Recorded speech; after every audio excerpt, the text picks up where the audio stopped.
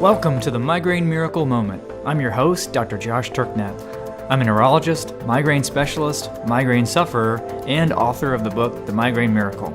In this podcast, you'll learn all about how to find your path to migraine freedom without pills. Let's get started. Hey folks. So in this episode of The Miracle Moment, I'm going to once again revisit the topic of rebound headaches, mainly to help clarify what I've recently realized is a common source of confusion on the subject. And so just so we're all on the same page before I launch into this, rebound headaches are traditionally defined as headaches that are caused by the medications that are used to relieve a headache. So when the abortive medications for migraines actually end up causing you to have more migraines. And I think that understanding the principle that I'm going to review here is really fundamental to deciding what the role of abortive medications will be in your own migraine miracle plan. I know that when I fully realized this particular principle, it completely turned my own approach to medications on its head. And getting other folks to really understand it has led to so many breakthroughs, including the incredible success stories that we've shared with you here. But before I dig into that, I do have an announcement to make, which is that our next Keto Blast is going to start on June 2nd. So the Keto Blast is our 30-day keto challenge for migraineurs. And you can learn all about it at ketoformigraine.com. That's KETOFOR migraine.com. And if you're listening to this and it's past the June 2nd start date, you can still go to that site and you'll find the date of our next challenge as we hold these regularly.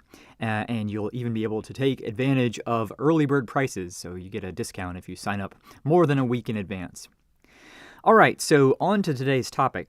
So the reason that I decided that I needed to do an episode to clarify this issue was that I would periodically hear questions from people in our community that seemed to indicate a misconception about the phenomenon of rebound. And much of that just comes from the way that rebound is typically talked about in the medical community. So part of understanding this phenomenon accurately will, for many people, require unlearning some things that they thought were true or that they were told about rebound.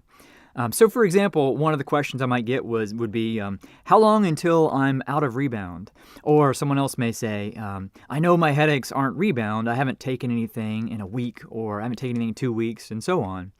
And like I said, these questions kind of reflect or indicate a fundamental misconception about the nature of abortive medications and how they contribute to rebound, or what exactly we mean when we talk about rebound headaches. And like I said, this was a misunderstanding that I also carried around for many years, and one that I passed along. It's something that seems kind of silly and naive now in retrospect, but I did so and others do so because that's just the way it's typically talked about.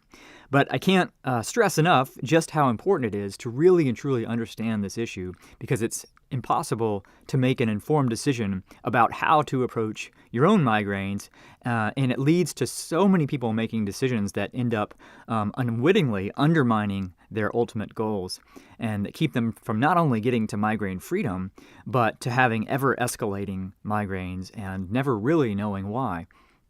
So the big misconception here about rebound is that it's an all-or-nothing phenomenon, so that you're either in rebound or you're out of rebound. Or put it another way, that the abortive medications you've taken in the past either are or are not contributing to your current headaches.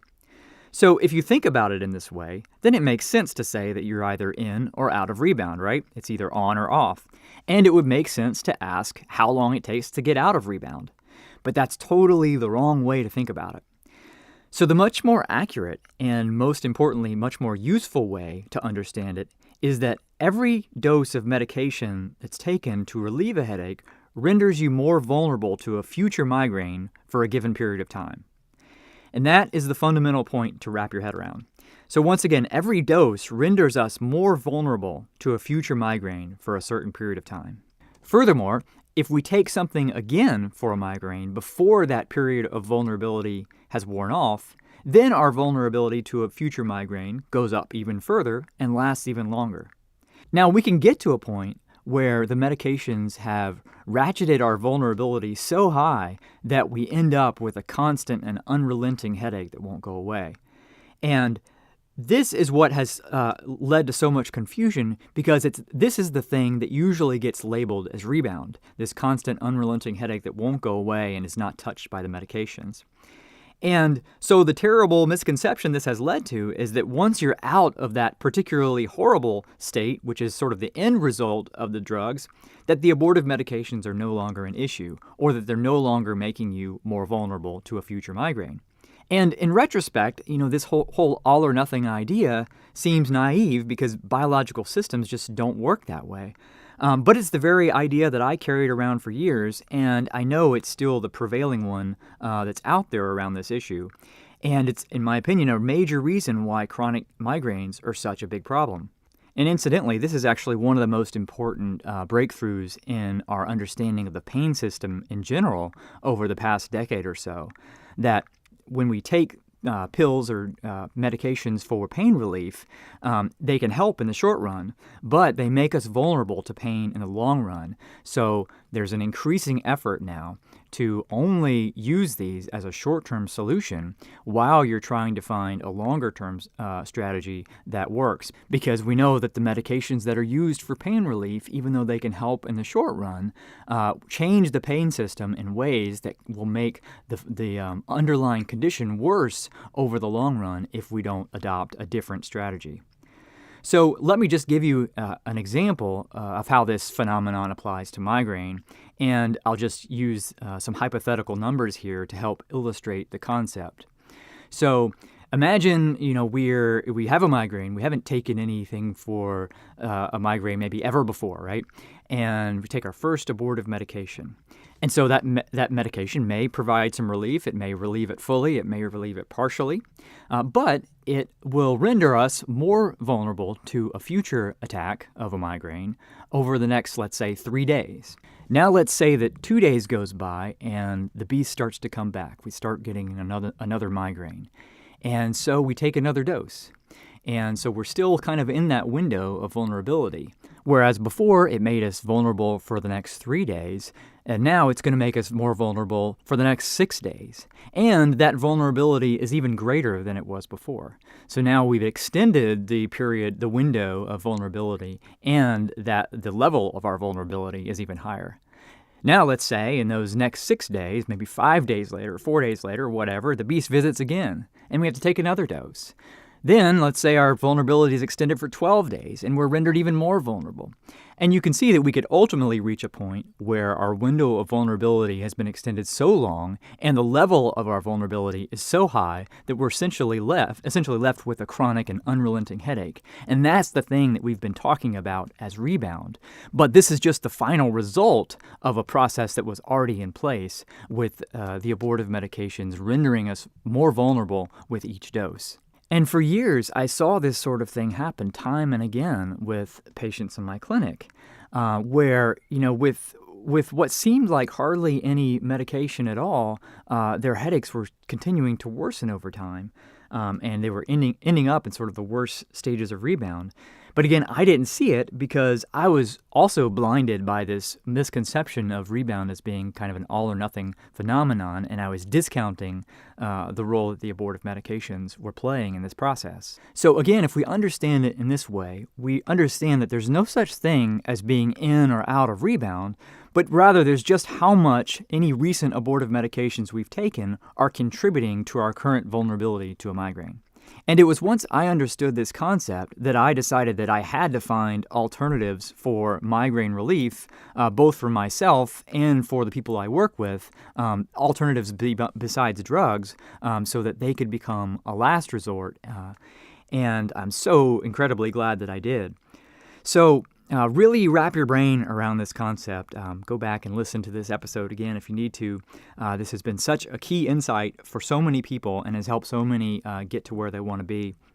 And it's why those who've experienced the most rapid and dramatic transformations, some of which you've heard here or read on the website, were those who decided that they were just done with abortive medications. Of course, everybody has to apply this information in a way that works for them, in a way that works for their specific circumstance or situation. But for many, just understanding this concept has been a real light bulb moment and helps to explain so much about why things continue to worsen over the years, even as they thought they were doing all the right things. They had this idea, like so many, that if they just stayed under a certain amount, a couple of days a week of taking medications or less, that the medications just couldn't be contributing. But of course, that's really just trying to avoid the absolute worst-case scenario that we talked about. And the better way of thinking about it is that every single dose matters, which really just helps us to make much more informed decisions about the role that abortive medications should play in our treatment plan. And that's what's really most important to me is for folks to have all the information and the right information. So much of what's out there is myth and rumor, which is a problem of massive proportion now with the internet. Also, so much of what's out there about pharmaceuticals is coming directly from the drug companies, sometimes disguised as a journal article or an expert opinion. So there's a strong bias towards minimizing the downsides of pharmaceuticals, or even just sort of overlooking them or not seeing them or being blind to them, and then kind of overemphasizing or overhyping the upsides. Again, that's human nature and a predictable consequence of the system that we currently have, which prioritizes drug treatments over pretty much anything else. All right, so that's it for this episode. I hope you found it helpful and useful. And once again, we're launching another Keto Blast Challenge on June 2nd. You can go to ketoformigraine.com to learn more and to sign up. And if you like this podcast and you want to help spread the word about it, it would be awesome if you would leave a rating and review in iTunes. It really means a lot to me, and it really makes a big difference. So until next time, go out there and slay the beast.